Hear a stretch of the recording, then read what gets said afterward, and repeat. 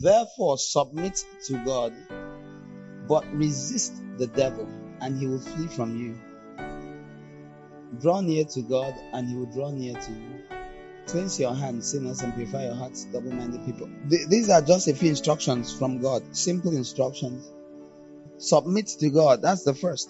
Especially when you've been suffering from worldliness. The major affliction of the world. It says, ye adulterers and adulteresses.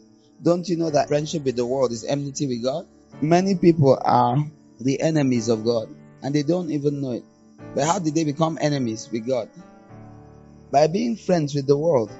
God quarreled with them because they are friends with the world. The problem with the world is that in 1 John chapter 2 verse 15 it says, love not the world, nor the things that are in the world. For all that is in the world, the lust of the flesh, the lust of the eyes, and the pride of life, is not of the Father, but is of the world. So his quarrel with those who love the world is that, why would you be friends with my enemy? Why would you be active friends with someone that wishes me evil? That's what God couldn't understand. That's what God was like, how? Don't you know being friends with that world means you're an enemy? You have to take a side. Take note. He said the world. He said friendship with the world. He didn't say friendship with Satan. Because the average person does not think or agree that they can be friends with Satan. They are like, who know like better things?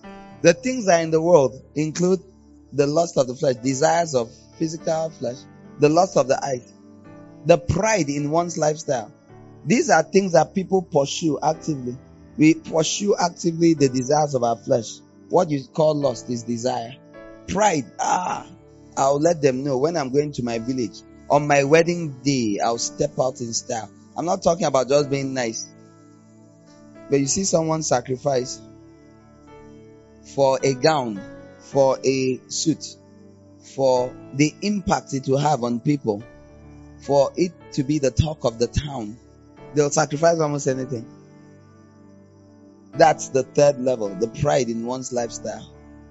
Someone will buy a car they can't afford, so they can talk about it. He says these things are God's enemy. He said these are the things that are in the world. They are God's enemy. And he said, therefore, when you're friends with this kind of thing, you're friends with lust of the flesh, you're friends with lust of the eyes and pride. He said, you are at enmity with God. You are quarreling with God. You have chosen to be friends with the world and an enemy of God. Submit yourselves, therefore, to God. Therefore, that is the way to counter this friendship with the world, is by submitting to God.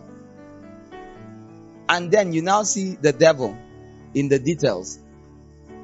But resist the devil and he will flee from you. Why? Because all those things that are of the world are from the devil actually. But the devil never fronts himself. The devil knows he's a bit of a scary dude. And people go like, God forbid. Come, let's go and do a human sacrifice. God forbid. Come, let's go and kill a chicken. God forbid. Do you like this dress? Yes, so if you wear this one, you'll be a real showstopper. As you just walk in, heads will turn. Yeah. Where is the devil there? Is it not just... So the thinking is tampered with. You presume that with that God doesn't mind. He minds. That's friendship with the world. It's enmity with God.